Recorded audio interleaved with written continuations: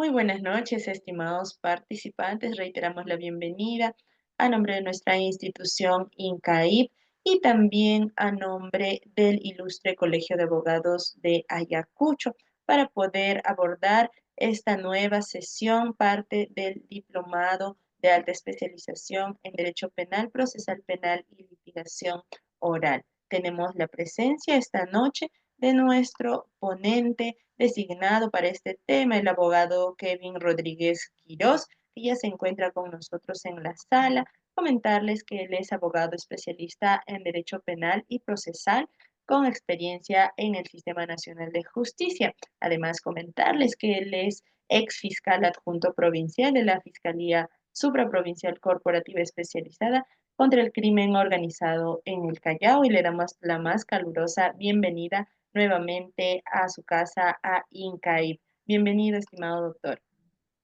Gracias por el recibimiento.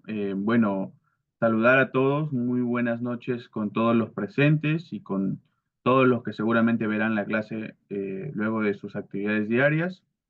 Eh, para mí es un honor estar aquí con ustedes una fecha más para poder conversar, aprender juntos sobre lo que el día de hoy es la formalización de la investigación preparatoria. Para los que estuvieron la clase pasada, vimos las diligencias preliminares. Hablamos de los plazos de las diligencias preliminares, de la finalidad de las diligencias preliminares. También señalamos qué medios técnicos podríamos usar en las diligencias preliminares y la aplicación del principio de oportunidad en las diligencias preliminares. El día de hoy vamos a pasar a la siguiente subetapa de la primera etapa de investigación preparatoria, que es ya la investigación preparatoria propiamente dicha. Un poco que marea esa distinción, pero así se ha tenido a bien dividirla. Aquí vamos a ver nuevamente la finalidad de la investigación preparatoria, los requisitos que el Código Procesal Penal nos ponen para poder pasar de las diligencias preliminares a la etapa de investigación preparatoria. Los plazos que se aplican para este tipo para esta subetapa y también la prolongación de eh, la investigación preparatoria. Vamos a tocar también el principio de oportunidad, cómo se debería aplicar en la etapa de investigación preparatoria. Bien, entonces vamos a dar inicio. Voy a comenzar a compartir unas diapositivas.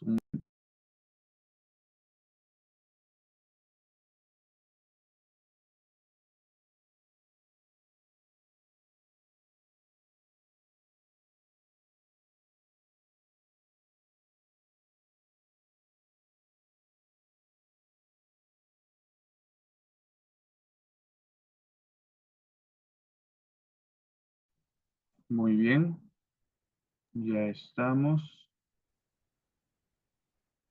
Mm, Bien,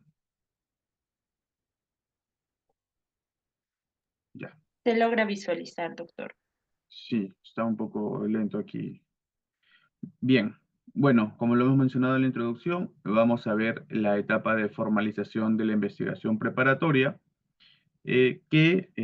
como lo conversamos la clase pasada, el proceso penal tiene tres etapas muy marcadas: la etapa de investigación preparatoria, etapa intermedia y etapa de juicio oral. Posterior a ello viene la etapa de eh, apelación, segunda instancia, como podrían, etapa recursiva tal vez.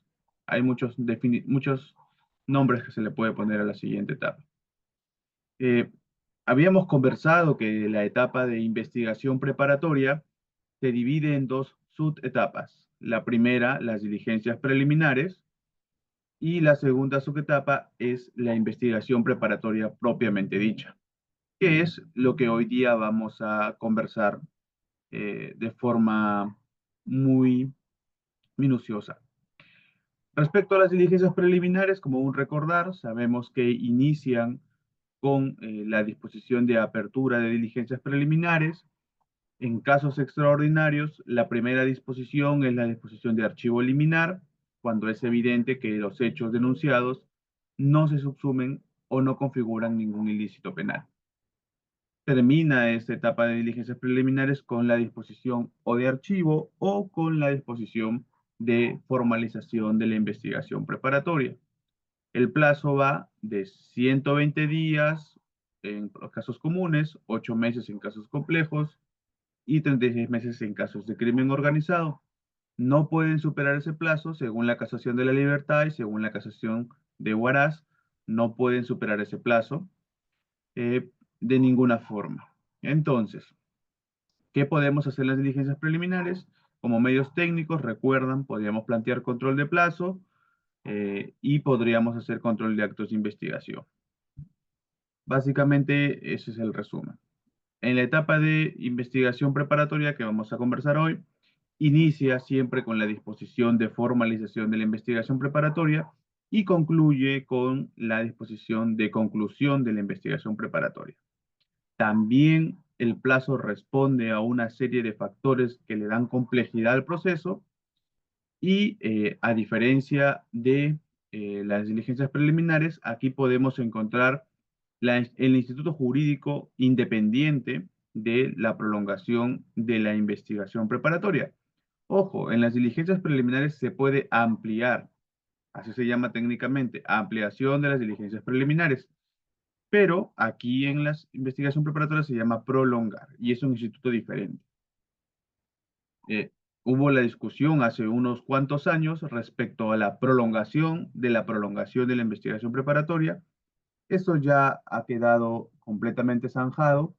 Sabemos ahora que solo se puede prolongar por una única vez. Ya no existe la ampliación de la prolongación o la prolongación de la prolongación.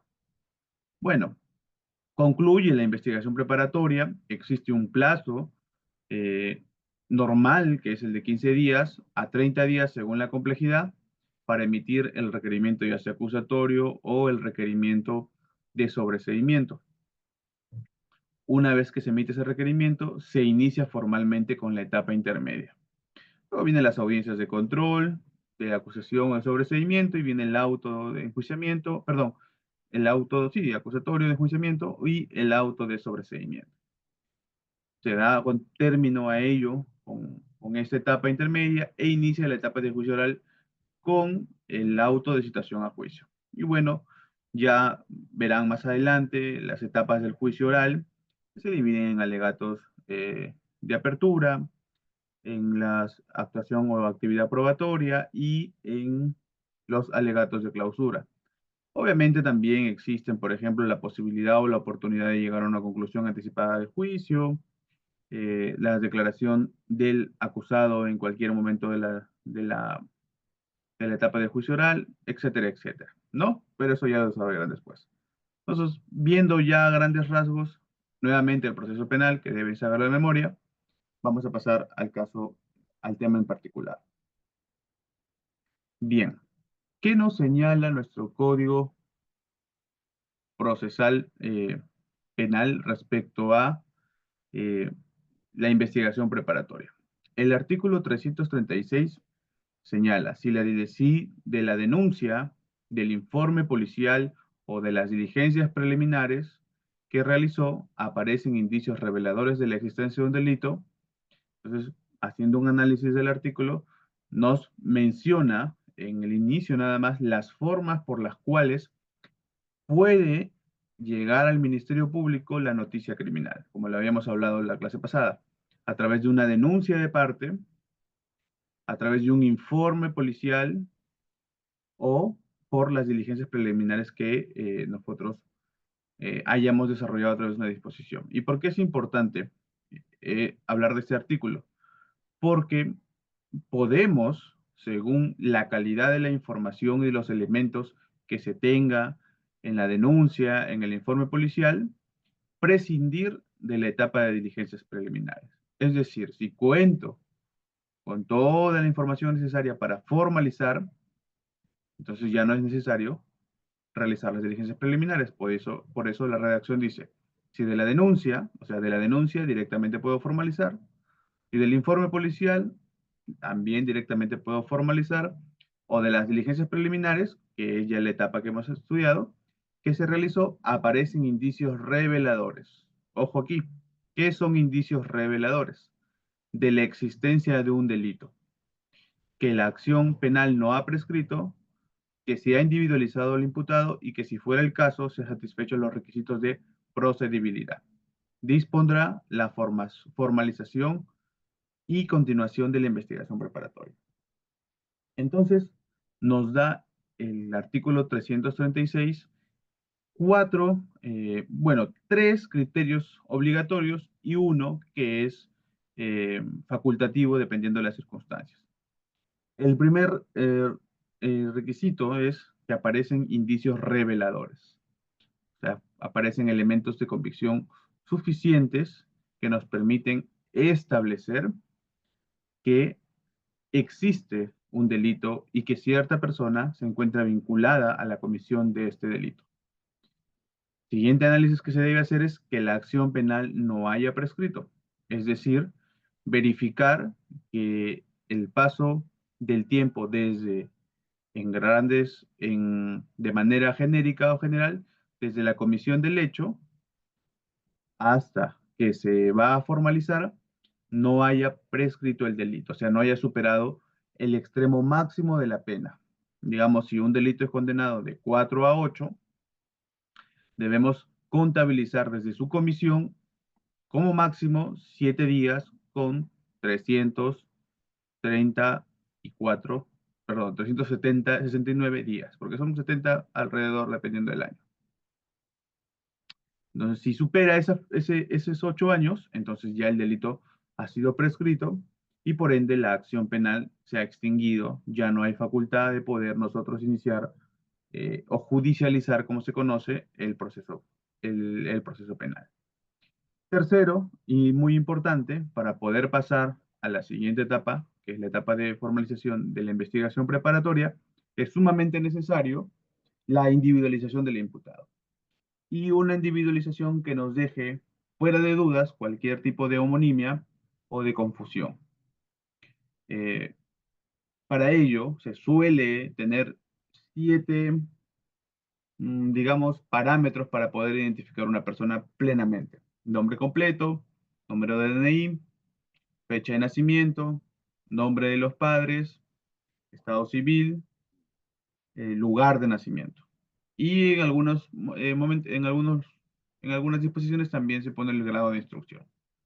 Con ello, ya se trata de evitar cualquier caso de homonimia que a la fecha es muy complicado que vuelvan a suceder, aunque por ejemplo, a manera didáctica, hace 2 semanas me llamó un médico de la ciudad de Trujillo, de donde yo soy natural, comentándome de que le había llegado una notificación por un proceso de acción privada, de igual manera proceso penal, pero de acción privada, en la cual lo estaban citando al juzgado de paz letrado aquí en San Miguel, en Lima, por una denuncia eh, de lesiones culposas. Aún no estaba realmente claro de la notificación que me envió. Sin embargo, se señalaba en dicha notificación que era la séptima vez que lo estaban notificando.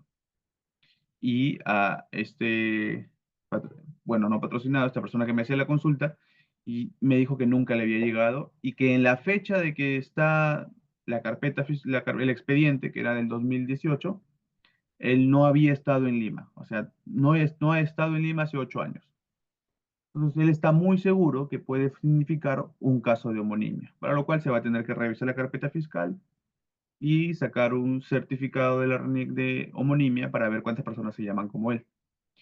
Pero es muy raro encontrar, pero es bueno también estar al tanto. Y para eso se debe realizar siempre una correcta individualización del imputado con los requisitos perdón, con los requisitos, con los parámetros que normalmente se manejan.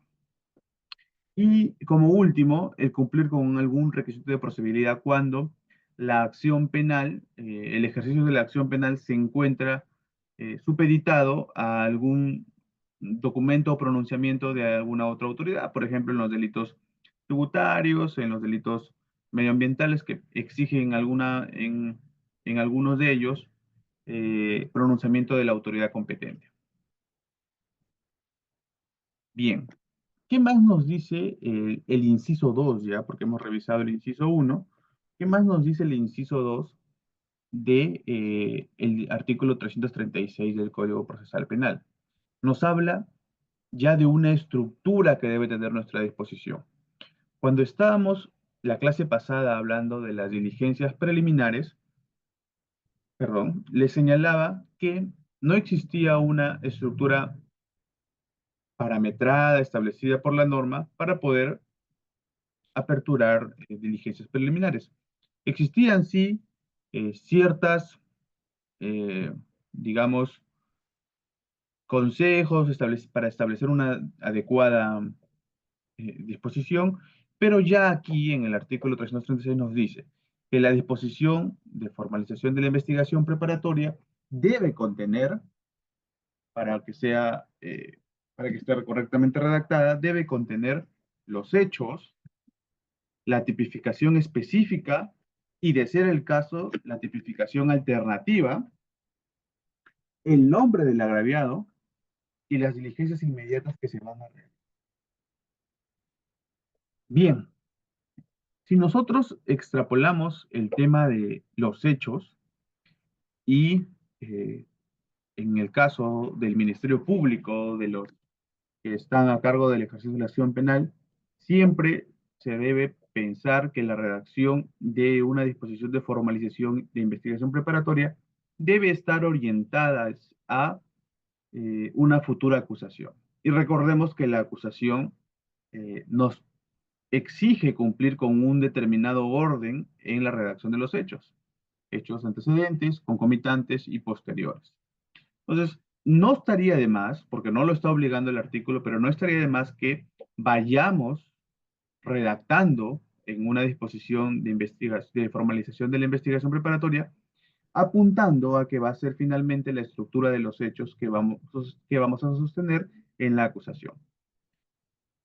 ¿A qué se refiere con la tipificación específica? Es el ejercicio de la subsunción de los hechos a la norma penal vulnerada. Y acá hacemos referencias con tipificaciones alternativas. Por ejemplo, podemos tipificar un hecho con un tipo penal específico como tipo penal principal y alternativamente podemos colocarle otro tipo penal que comparten elementos del tipo o que comparten mismos elementos. Por ejemplo, para aterrizar en un caso concreto, el delito de colusión y el delito de negociación incompatible son delitos que comparten ciertos elementos y que a falta uno de ellos podemos imputar o por negociación incompatible o por colusión. Es lo que se conoce como el tipo penal residual. La negociación incompatible es un tipo penal residual que es aplicable para cuando no podemos determinar o probar la existencia de un acto colusorio. Entonces, si vamos a formalizar por un hecho de corrupción, podemos formalizar principalmente por el tipo penal de colusión y alternativamente por el tipo penal de negociación incompatible. Ojo, debe siempre ese tipo de tipificaciones mantener un orden. El elemento, el tipo penal que contiene más elementos a probar o de carácter más complejo es siempre el tipo penal o el tipo que se señala como principal. Y al que requiere menos elementos es el que se señala como subsidiario o alternativo. ¿Ok? Bueno, el nombre del agraviado para tener plena identificación de este y tal y cual como se hacía en las diligencias preliminares, es necesario establecer qué diligencias preliminares, qué diligencias inmediatas se van a realizar durante la investigación preparatoria. ¿Qué más se debe hacer? Una vez que se emite la disposición, notificar al imputado, obviamente, para salvaguardar su derecho de defensa y que conozca plenamente ya los cargos, y vamos a hablar de la imputación necesaria. Comunicar al juez adjuntando copia de la disposición, pues ya cuando se nos trasladamos de las diligencias preliminares a la investigación, a la formalización de la investigación preparatoria, ya estamos judicializando el caso o el proceso penal. Estamos poniendo en conocimiento del juez para que éste, de manera más activa, sea o asuma su rol del juez de garantías. Porque, ojo, durante las diligencias preliminares, el juez pudo no haber conocido la existencia de esta investigación, salvo algún medio técnico que nosotros hayamos usado, como por ejemplo un control de plazos, como por ejemplo un control de actos de investigación o una tutela de derechos, ¿no? Entonces, solamente así, en la etapa de diligencias preliminares, pudo haberlo conocido, el juez de investigación preparatoria pudo haber conocido la existencia de este caso. Ya en la etapa de formalización de la investigación preparatoria, es una obligación del Ministerio Público correr traslado al juez de investigación preparatoria para que ya tenga un rol más activo como garante o como un juez de garantía. ¿Qué más nos dice ese artículo? Nos dice, si existe suficiencia, se podrá acusar directamente, y esto ya es un medio de simplificación procesal, la acusación directa, que permite al Ministerio Público, al haber recabado suficientes elementos y haber tenido con detalle los hechos, haber identificado plenamente al imputado y proyectándose de que no es necesario la realización de ningún otro acto de investigación, puede pasar directamente desde las diligencias preliminares y presentar su requerimiento acusatorio bajo este artículo que se llama el medios de simplificación procesal, se llama acusación directa. ¿Cuál es otro efecto de emitir la disposición de formalización de investigación preparatoria? Pues cuando se emite dicha disposición, se suspende el plazo de la prescripción de la acción penal. Bien, eh, habíamos tocado en algún momento el tema, o habíamos mencionado, que para poder ya trasladarnos de la etapa o de la subetapa de diligencias preliminares hacia la etapa de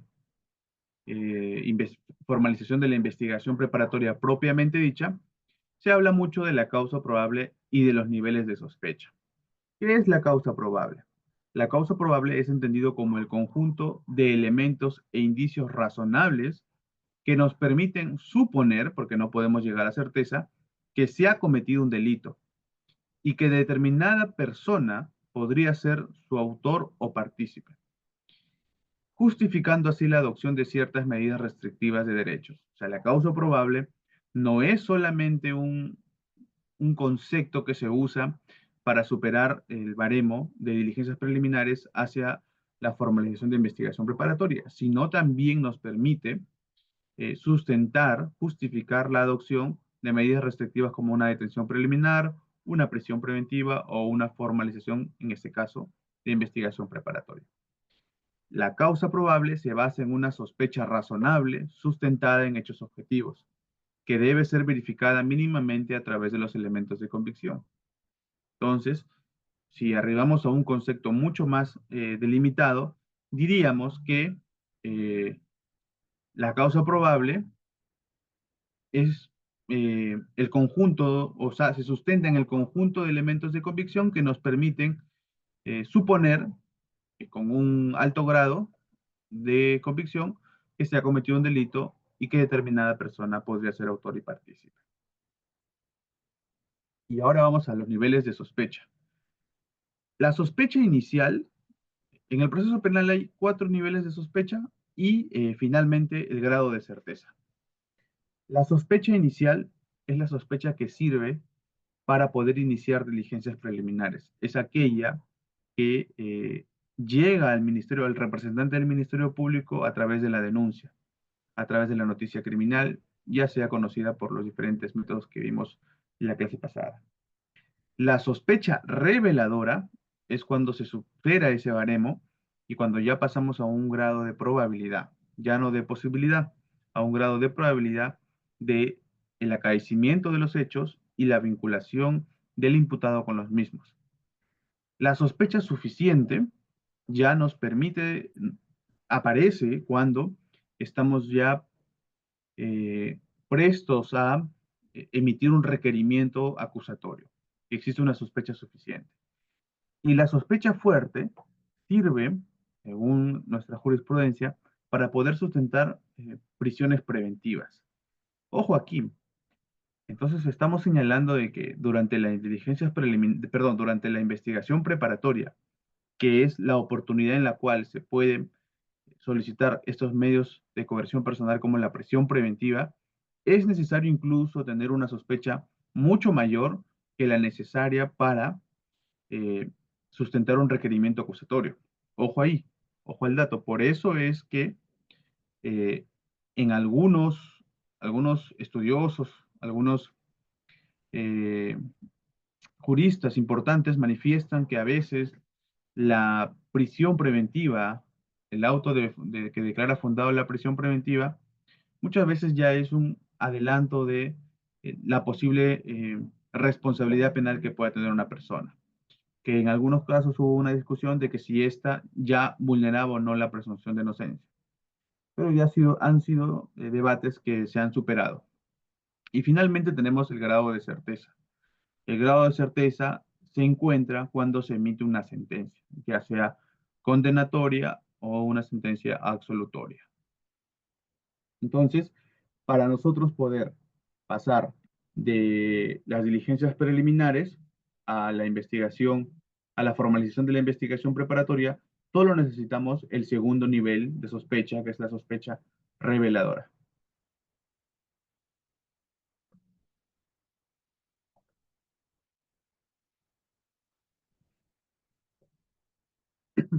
Y vamos a tratar de definir qué es la sospecha reveladora. Se trata del grado de sospecha que le permite al representante del Ministerio Público realizar una imputación de carácter provisional con base a lo obtenido en las diligencias preliminares. Dicha imputación es necesaria para que el fiscal emita la formalización de la investigación preparatoria y así ir incorporando la existencia de elementos de convicción con la finalidad de que en su momento sirvan como presupuesto necesario para la presentación de una futura acusación fiscal.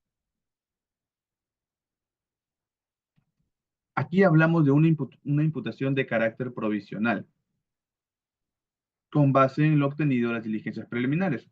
Esto se señala así porque, si bien cuando uno formaliza la investigación preparatoria, los hechos que se establecen en cierta manera ya no pueden ser cambiados eh, digamos, en su núcleo esencial, ya no pueden ser modificados, sí pueden sufrir ciertas variantes que no afecten dicho núcleo. Por ejemplo, si yo estoy investigando un delito que es un delito de colusión, no puedo durante la investigación preparatoria variar esos hechos para que se conviertan en un delito de lavado de activos, por lo que no tiene lógica.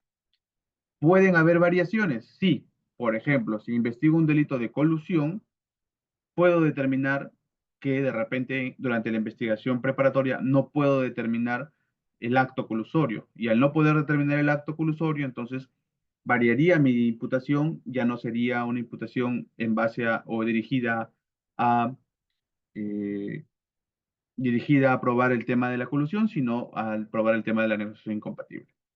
A esas imputaciones de carácter provisional hace referencia, pero no puede variar grandemente los hechos en la investigación preparatoria. Por eso es que se debe, durante las diligencias preliminares, construir la imputación y sostenerla, salvo estas modificaciones que les he mencionado. Muy bien. ¿Y cuáles son los plazos de la investigación preparatoria? Así como en las diligencias preliminares, bueno, no así como en las diligencias preliminares usan como límites a su plazo que no superen el máximo del plazo de la investigación preparatoria. Y el Código Procesal Penal nos dice, la investigación preparatoria de un proceso común tiene que durar 120 días. En un proceso complejo tiene que durar 8 meses. Y en un caso de crimen organizado tiene que durar 36 meses. Ojo, estos son los plazos legales, pero estos plazos pueden ser menores siempre y cuando el fiscal, el representante del Ministerio Público, crea que ha cumplido con el objetivo de la investigación preparatoria. Y aquí vamos a hablar sobre la prolongación de la investigación preparatoria, no es prórroga, he habido un error, es prolongación de la investigación preparatoria o prórroga de la investigación preparatoria también como sinónimos. En los casos comunes, que duran 120 días, solo se puede prorrogar por 60 días adicionales. En los casos que son complejos, solamente se pueden extender o prolongar por 8 meses adicionales. Y en los casos de crimen organizado, se pueden prolongar por un plazo de 36 meses. El código lo señala literalmente. Ahora, nuevamente aquí tendríamos que hablar de en qué casos nos encontramos ante una investigación preparatoria compleja o de crimen organizado. Bueno, de crimen organizado es mucho más que evidente, ¿no?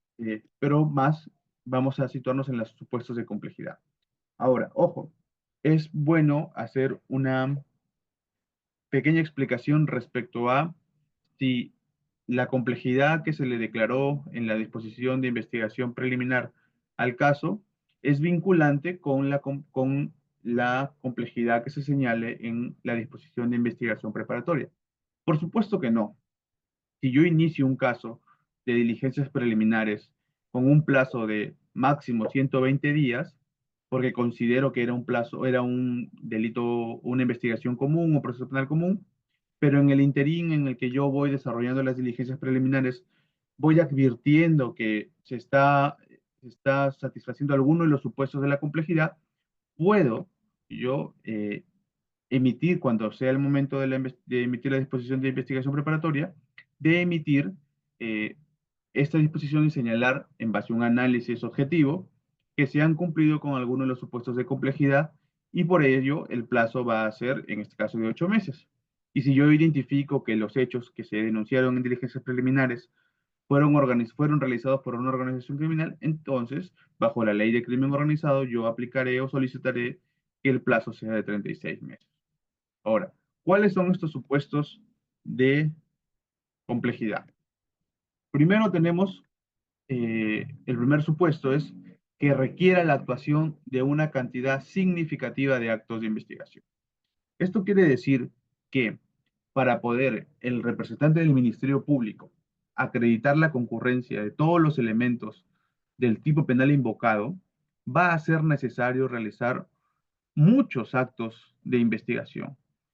Dichos actos de investigación, cada uno de ellos implica no solamente tiempo, sino también implica recursos, ya sean recursos técnicos, recursos humanos, eh, que permitan asegurar la correcta o el correcto desenvolvimiento de dicha diligencia.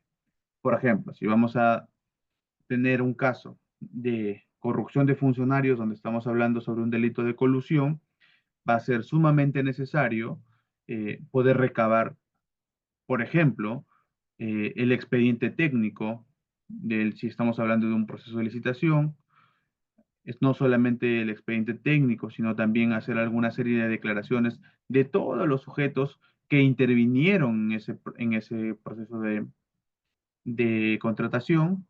Si es que estamos hablando de que, por ejemplo, se usó menos materiales o materiales de distintas calidades en obras, vamos a tener que necesitar una pericia técnica de ingeniería civil, o si estamos hablando de delitos, digamos, de lavado de activos o algún delito de enriquecimiento ilícito, vamos a necesitar sin lugar a duda una pericia contable para poder determinar si es que existe un desbalance patrimonial o si en todo caso el aumento de tu capital no se encuentra justificado. Para ello, por ejemplo, para una pericia contable va a ser necesario tener primero un perito contable. Segundo, poder recabar toda la información que sustente los ingresos y egresos de una persona durante un periodo del tiempo. Trabajo que va a ser muy incesante para poder llegar a recabar todo lo necesario. Entonces, dichas actuaciones son muy amplias, ¿no? Entonces, hay una cantidad significativa de actos de investigación para poder eh, demostrar la concurrencia de los elementos del tipo penal. Dos, que comprenda la investigación de numerosos delitos. Bueno, pueden haber casos en los que no solamente se haya realizado un solo delito, sino hayan sido diferentes delitos, sino que son necesarios para poder consumar un delito grave. Por ejemplo, delitos de falsedad genérica, falsedad documental, con la finalidad de poder, digamos, consumar un delito de colusión agravada, por ejemplo. Entonces, cuando son varios delitos, el representante del Ministerio Público tiene que plantear una estrategia para poder acreditar la concurrencia de todos los elementos del tipo de cada uno de ellos. Entonces ya se convierte en una labor mucho más ardua y que requiere mucho más tiempo. Al requerir mucho más tiempo, no es posible entonces que en 120 días, que son 4 meses, se pueda realizar dichos actos y podamos alcanzar eh, todos los elementos que sean necesarios. Tres, que involucra una cantidad importante de imputados o agraviados. Y también es un supuesto de complejidad, puesto que hay hechos donde podemos encontrarnos con dos, tres, cuatro, cinco imputados. Debemos nosotros realizar en nuestra estrategia, desplegar ciertos actos de investigación que estén dirigidos para cada uno de los investigados, ¿no? Si están dirigidos para cada uno de los investigados, tenemos que también recabar los elementos del tipo penal de cada uno de los investigados en referencia al tipo que se le impute. Entonces, ya implica ya, no solo, este tercer supuesto que es, involucra una cantidad importante de imputados, ya implica también que comprenda una gran cantidad de actos de investigación, porque las actos de investigación están tendientes también en la participación de cada uno de los imputados. Cuarto supuesto, investiga delitos perpetrados por imputados integrantes o colaboradores de bandas u organizaciones criminales. Bueno, el hecho de que ya sean parte de una organización criminal reviste de cierta complejidad los hechos.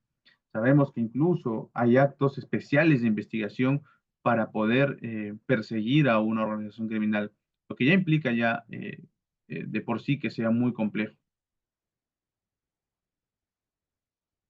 Bien, otro quinto supuesto de complejidad sería la demanda, que demanda la realización de pericias que comportan revisión nutrida de documentos o complicados análisis técnicos. Esto ya lo hemos mencionado, pericias eh, contables, pericias de ingeniería civil, eh, pericias económicas, también hay pericias económicas.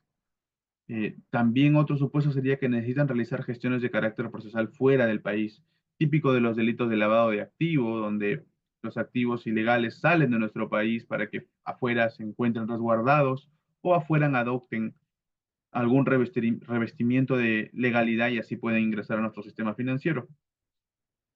Séptimo, deba revisar la gestión de personas jurídicas o entidades del Estado. La clase pasada mencionamos que cuando en un caso, en un proceso penal, se necesite o se verifique que ciertas personas jurídicas han sido usadas para cometer estos delitos, entonces implica de una revisión de dicha gestión. Los casos que conocemos ahora son, por ejemplo, los casos de los cócteles, donde está involucrado el partido Fuerza Popular y recientemente la sentencia del caso de Ollantumala, donde una de las penas accesorias fue la disolución de una empresa propiedad de Ollantumala, su esposa, y el hermano de su esposa. Entonces, todo ello reviste complejidad al caso e implica la necesidad de tener mayor tiempo para poder ir aclarando los hechos. Y como último punto, que comprenda, bueno, esto está que se repite. No, que comprenda la investigación de delitos perpetrados por integrantes de una organización criminal personal vinculada a ella o que actúan por encargo de la misma. Esto está que se repite con la de organizaciones criminales. Bien.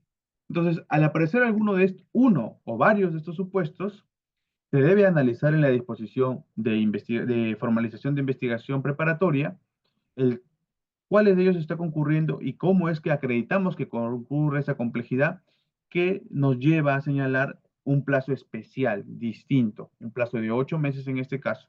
Y si estamos ante el crimen organizado, un plazo de 36 meses. Bien. Eh, Yéndonos ya rápidamente al final de la investigación preparatoria, pero no es el final de lo que vamos a hablar, solamente para entenderlo, la etapa de investigación preparatoria propiamente dicha, y también la etapa misma, concluye con la disposición de conclusión de la investigación preparatoria. Esta etapa, para que sea formalizada, para que sea, eh, digamos, que tenga efectos, se debe emitir una disposición, como le mencioné, y debe ser, eh,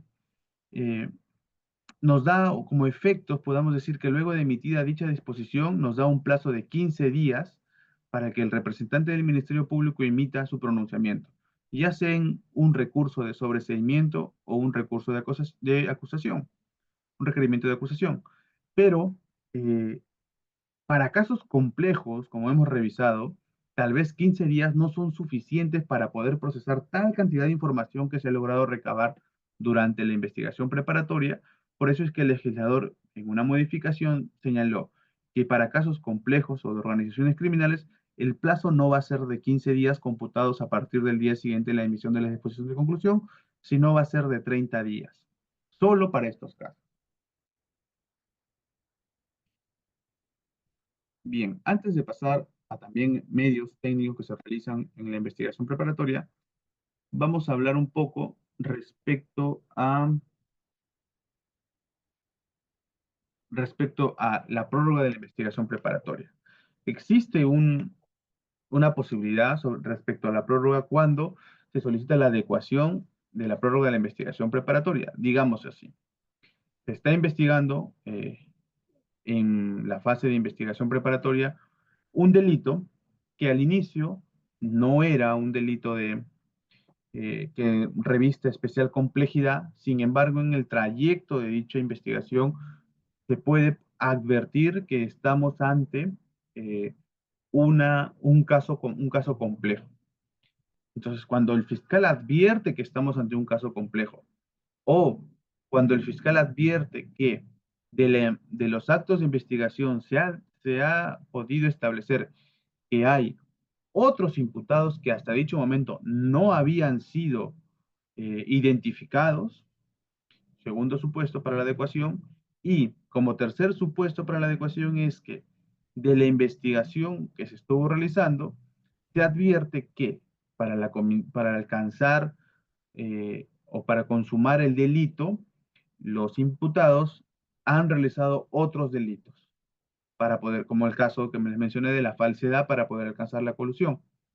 Entonces, en esos supuestos, el representante del Ministerio Público la, eh, tiene la facultad de emitir una disposición de adecuación de, adecuación de la investigación preparatoria.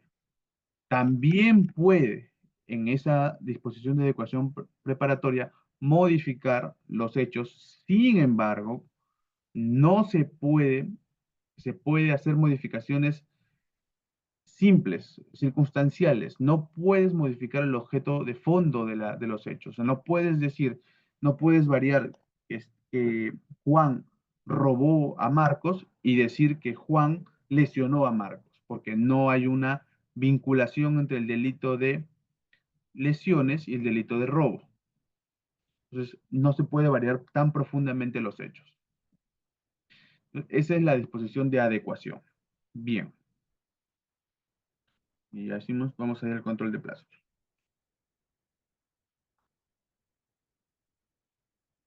La clase pasada hablamos del control de plazo también, pero la clase pasada citamos un artículo distinto. El control de plazo para las diligencias preliminares se encuentra regulado en el artículo 334. Sí, en el artículo 334, inciso 2, se encuentra, en la parte infinita de ese inciso, se encuentra regulado el control de plazos para las diligencias preliminares. Pero para la investigación preparatoria tenemos otro artículo, el artículo 343, y señala, Si vencidos los plazos previstos en el artículo anterior, el fiscal no dé por concluida la investigación preparatoria, las partes pueden solicitar su conclusión al juez de investigación preparatoria. Para estos efectos,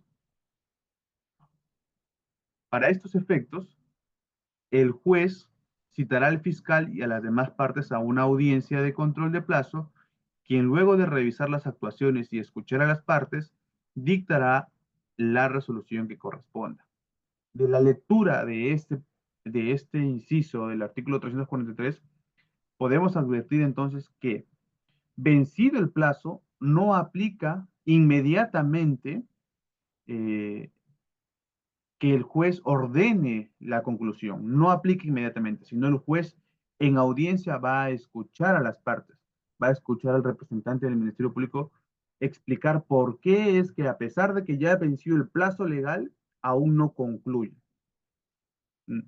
Y esto entonces nos da a ti algo. Si es que yo voy a citar a una audiencia a escuchar al fiscal de por qué no concluye, significa que yo como juez, en el caso concreto, yo como juez puedo decirle, señor, es que señor fiscal, conclúyeme la investigación, como puedo decirle, sabes qué, tienes razón, te doy un plazo adicional para que continúes.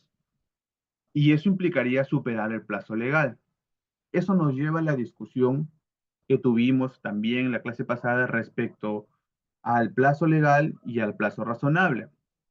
Como regla general, se vulnera el plazo razonable cuando se vulnera el plazo legal, que es el parámetro que se tiene. Sin embargo, existen excepciones en las cuales vulnerando el plazo legal, que es el parámetro del plazo razonable, no se ha vulnerado el plazo razonable. Ojo, entonces, esto es importante para los que asumen el papel del Ministerio Público para sustentar el tema del plazo razonable con el plazo legal. Para la defensa, obviamente, nos correspondería, nos favorece señalar que vencido el plazo legal, pues ya se está afectando el plazo razonable.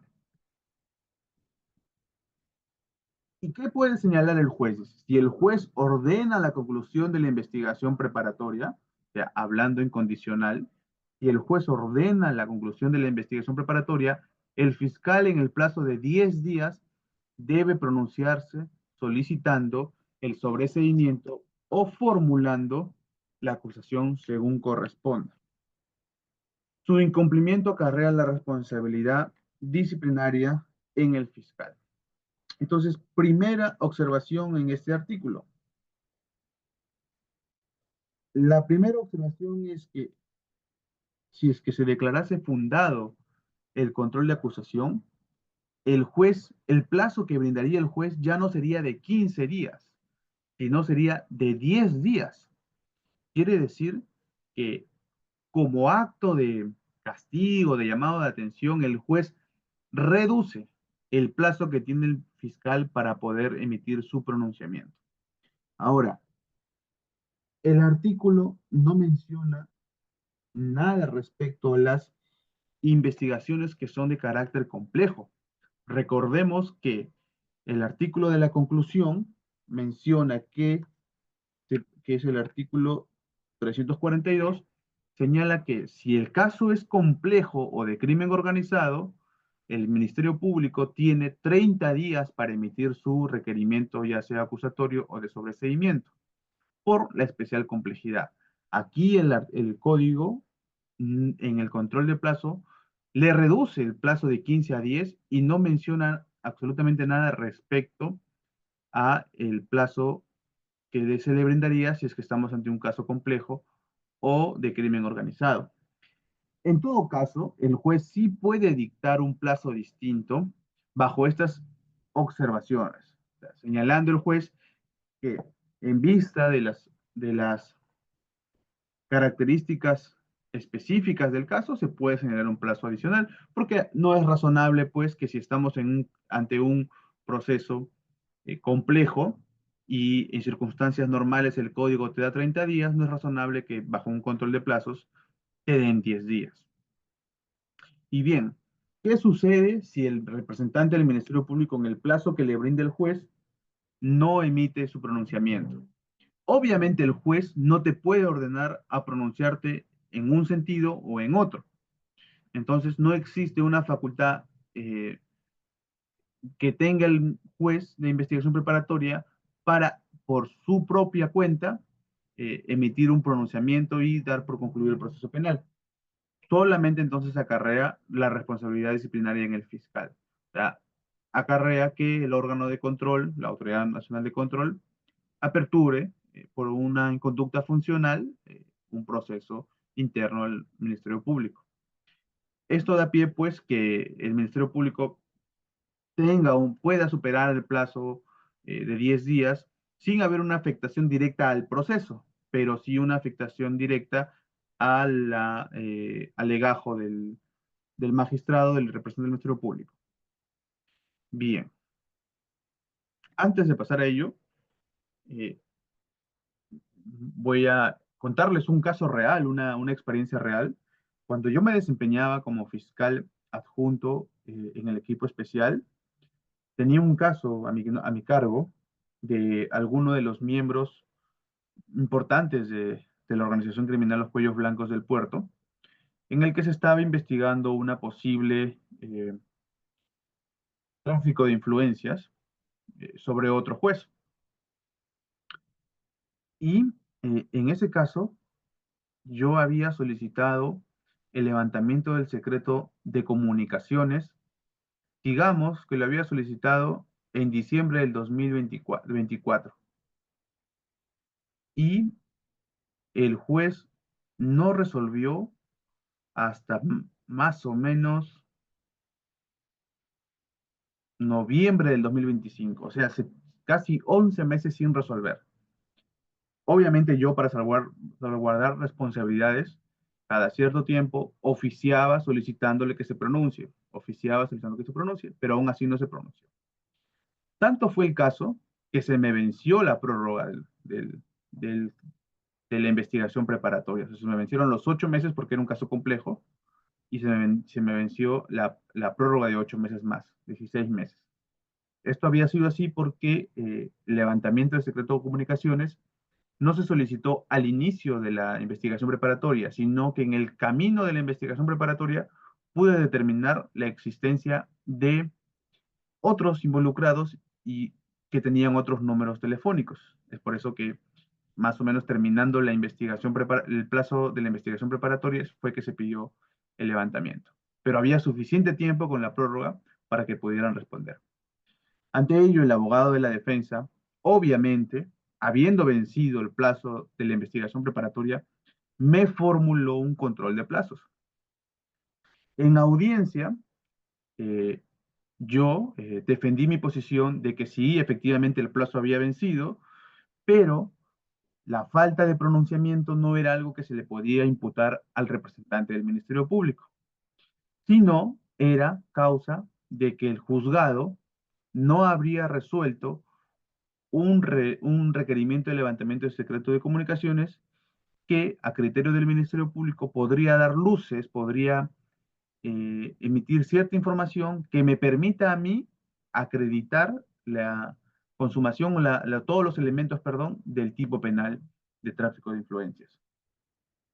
Entonces, el juez, advirtiendo también ciertamente su desidia para no resolver con prontitud, fue que declaró infundado el control del plazo y, bueno, en la brevedad posible, a los días siguientes, declaró fundado el requerimiento de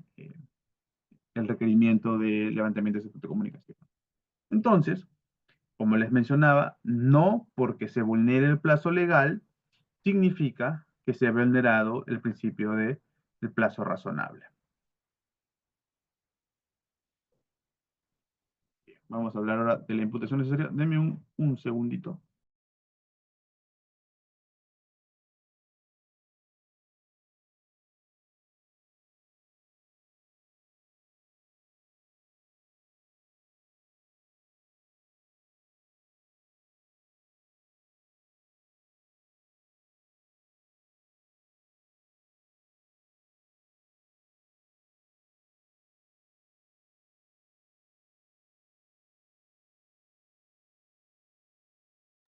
Ya, listo, volvimos. Eh, Ahora bien, eh, el concepto de imputación necesaria es un concepto propio de la etapa de diligencias, perdón, de formalización de investigación preparatoria. Para pasar al requerimiento de acusación ya hablamos de una imputación suficiente. Pero aquí, en la etapa de formalización de la investigación necesaria, se habla de una imputación necesaria. Perdón, de investigación preparatoria, se habla de una imputación necesaria. ¿Qué es la imputación necesaria? Es el derecho que tiene toda persona a conocer con claridad y detalle los hechos concretos que se le atribuyen, la calificación jurídica provisional que se les da desde el momento en que pasa a tener la calidad de imputado, ya sea en la declaración de imputado o desde la disposición de formalización de investigación preparatoria, porque ojo, el artículo 71 de nuestro Código Procesal Penal señala que puede declarar el imputado y para declarar debe conocer, perdón, sí, puede declarar, pero para declarar debe conocer los cargos formulados en tu contra para poder ejercer una correcta defensa. Entonces, podríamos decir que para la declaración ya debería conocer cuál es la imputación necesaria que se le está asignando. Ahora, ¿cuáles son los requisitos o las características?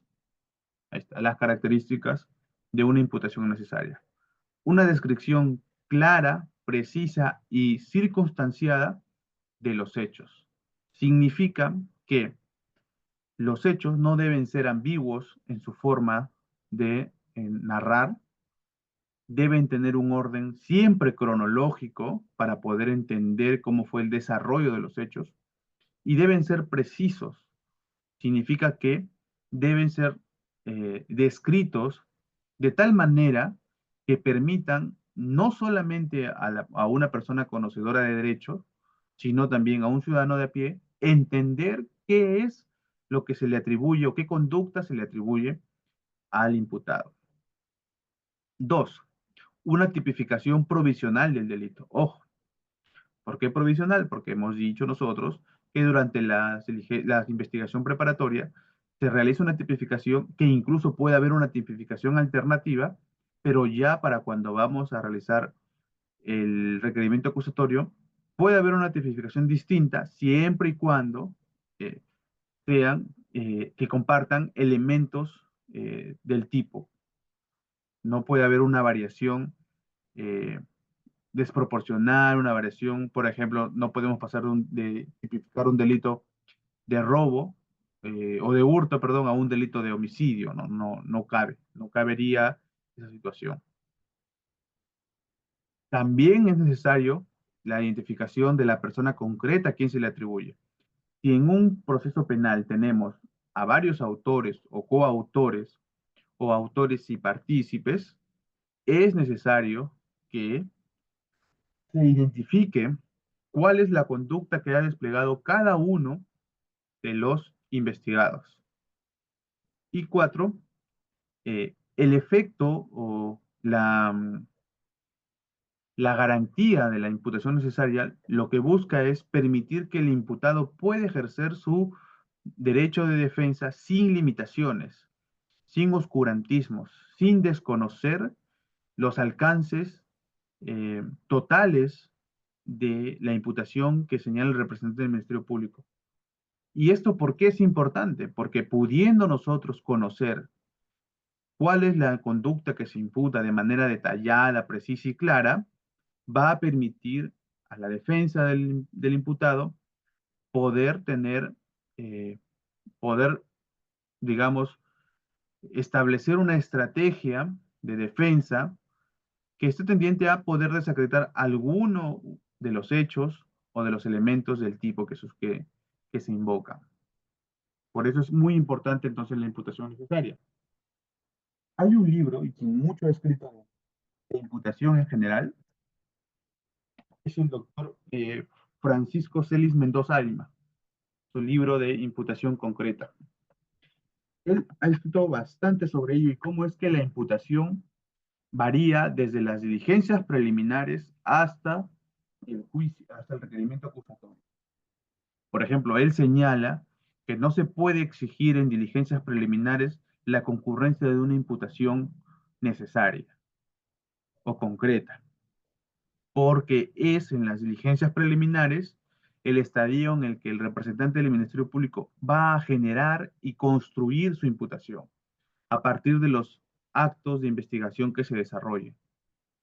Entonces, es un muy buen libro, es muy amplio, sería muy bueno que alguno de ustedes lo consiga. Bien, ahora vamos a hablar respecto al principio de oportunidad. La clase pasada en diligencias preliminares señalamos que también existe la posibilidad, la posibilidad de arribar a un principio de oportunidad y que el mecanismo que se señalaba para dicho principio de oportunidad era que primero deberían haber unas reuniones, un acuerdo entre el representante del Ministerio Público, el imputado y el agraviado para que puedan llegar a un acuerdo respecto de la reparación civil. Luego de dicho acuerdo, si es que finalmente no participa el agraviado, es el representante del Ministerio Público quien puede determinar cuál será el monto de la reparación civil. Luego de ello luego de ello se acuerda si es que el pago de la reparación civil es en partes o es de forma total. Si es en partes, el código dice que no puede superar el pago más allá de los 9 meses. Y el efecto sería que se suspenden los efectos hasta el pago total. ¿Y esto a qué da pie? Finalmente, a la emisión de una disposición de extensión de ejercicio de la acción penal. Pero eso es en sede de diligencias preliminares, cuando todavía formalmente no se ha judicializado el proceso, cuando todavía el juez de investigación preparatoria, salvo excepciones, no conoce del caso. Pero ahora ya en la etapa de formalización de la investigación preparatoria, el principio de oportunidad se aplica de manera distinta. Y eso está detallado en el mismo artículo 2, pero ya a partir del numeral 7. ¿Qué nos señala entonces?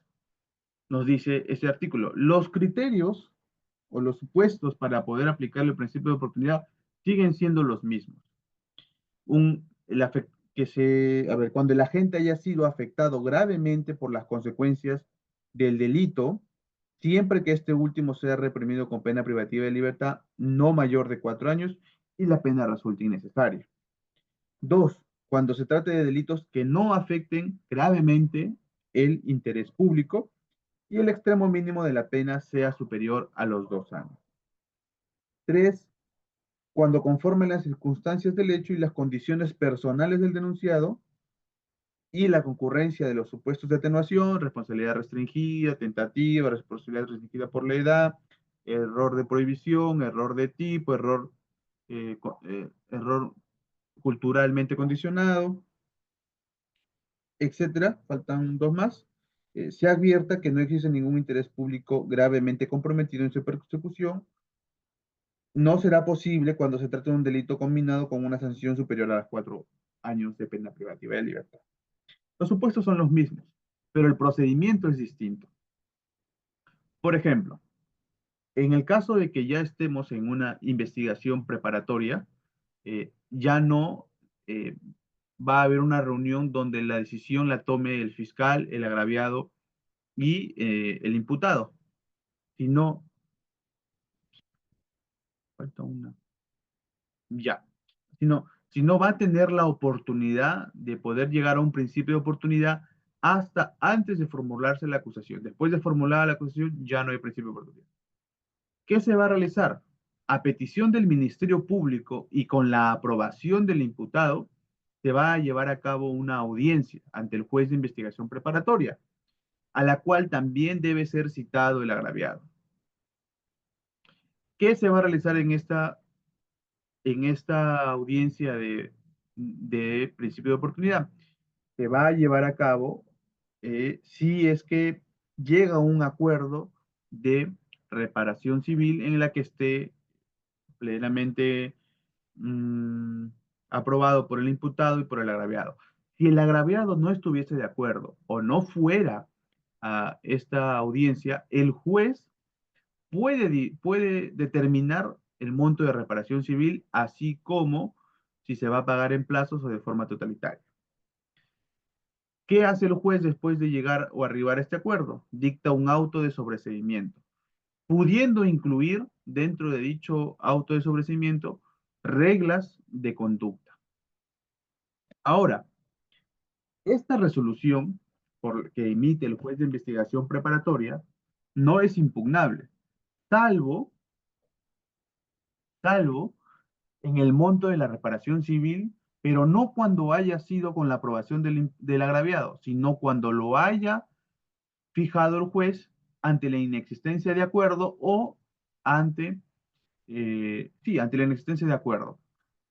Tres, perdón. Y también se puede impugnar dicha resolución cuando las reglas de conducta impuestas sean desproporcionadas o irrazonables, lo que evidentemente es una posición subjetiva de parte del imputado.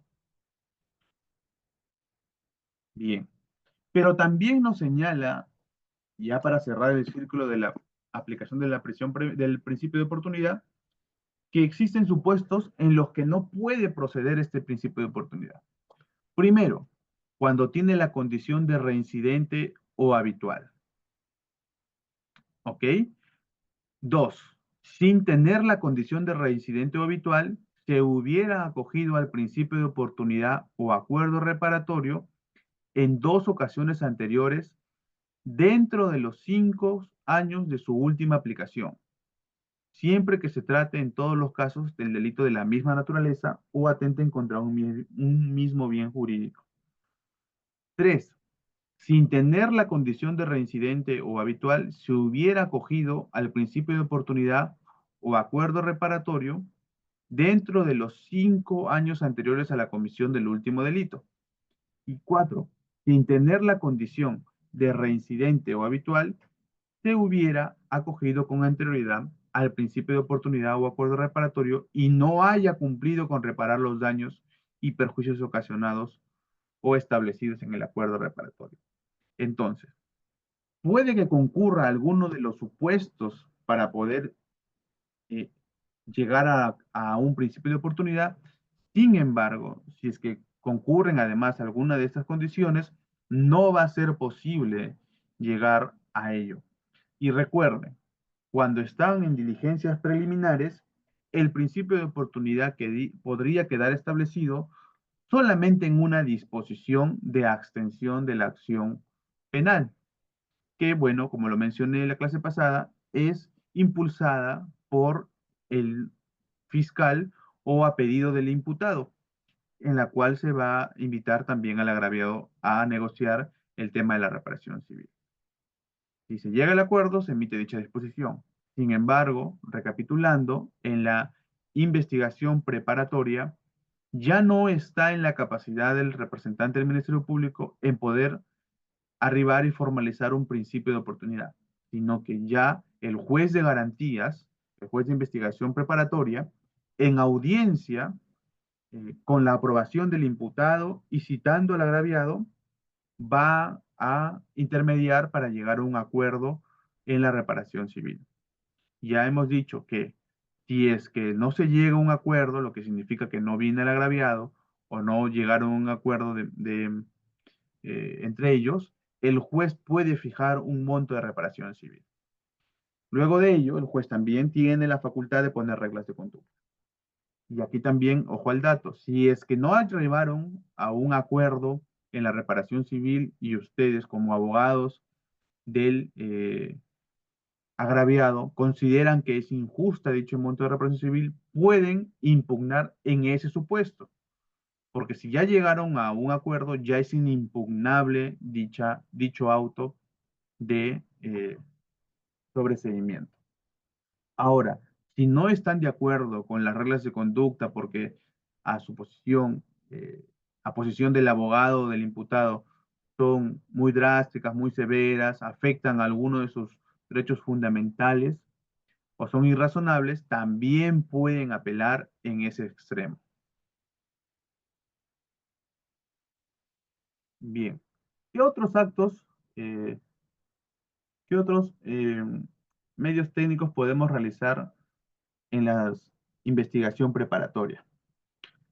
Eh, También podemos nosotros realizar durante la investigación preparatoria el control de actos de investigación. Y lo expliqué la semana pasada. En este caso, perdón, este inicio de semana, en las diligencias preliminares. Este procedimiento sí viene a ser el mismo tanto para las diligencias preliminares como para la etapa de formalización de la investigación preparatoria, a diferencia del control de plazos. El procedimiento es que si durante la investigación eh, el imputado o los demás intervinientes, como puede ser el agraviado o el actor civil, solicitan al fiscal que realice algunas diligencias que consideren pertinentes y útiles para el esclarecimiento de los hechos, para su tesis de defensa, para su tesis de acreditación de la reparación, y el fiscal las ordenará, pero si el fiscal no las ordenara y rechazara su solicitud, teniendo en cuenta que debe sustentar por qué las rechaza, tanto el actor civil como el imputado pueden ir ante el juez de investigación preparatoria y solicitarle que ordene al representante del Ministerio Público se lleve a cabo tal acto de investigación. Y en esa audiencia, el juez va a resolver escuchando a ambas partes. Pero es importante que ustedes tengan en cuenta algo.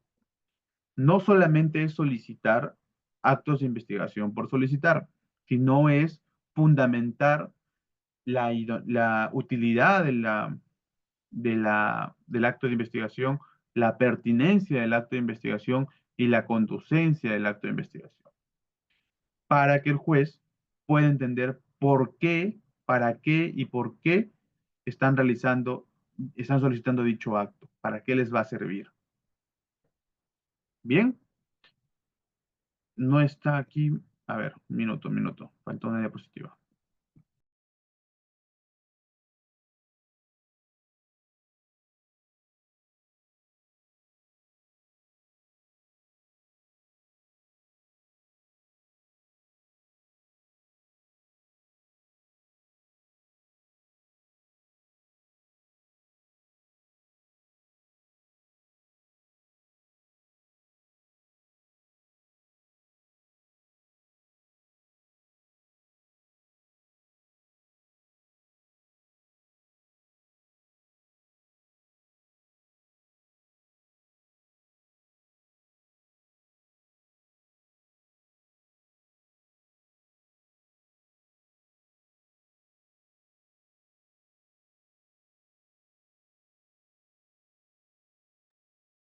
Bien, como les señalaba, entonces, ustedes cuando soliciten actos de investigación o cuando estén solicitando un control de actos de investigación, deben señalar la pertinencia, la utilidad y la conducencia de dicho acto de investigación que se solicita. Y debemos tener en cuenta cuáles son los criterios, ¿no? ¿Qué es la conducencia? Es si la diligencia ofrecida es un medio legalmente aceptado para generar algún elemento de convicción. La utilidad de dicho acto, si el resultado de la diligencia solicitada tiene la capacidad de generar convicción. Pertinencia significa que la diligencia solicitada y el resultado de ella debe tener relación directa con los hechos. No vamos a solicitar una diligencia que no tenga nada que ver con los hechos. Sería impertinente realizar esa diligencia. Bueno, esos son los requisitos.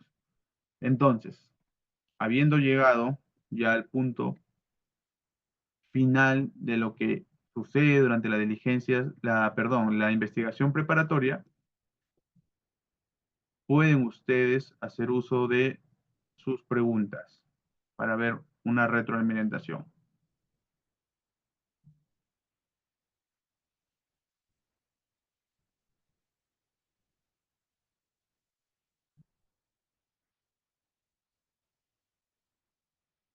A ver, estoy atento.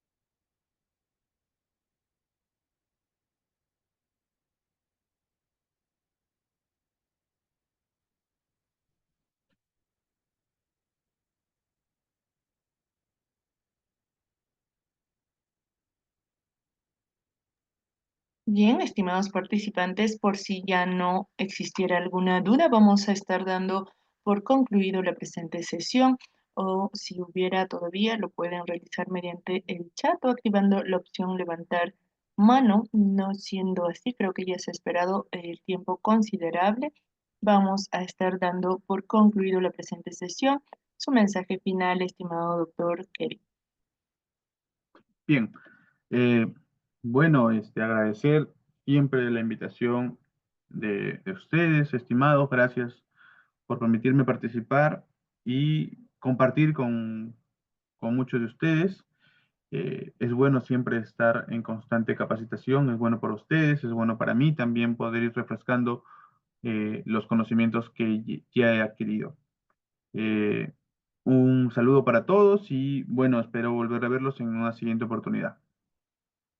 Muchísimas gracias, estimado doctor.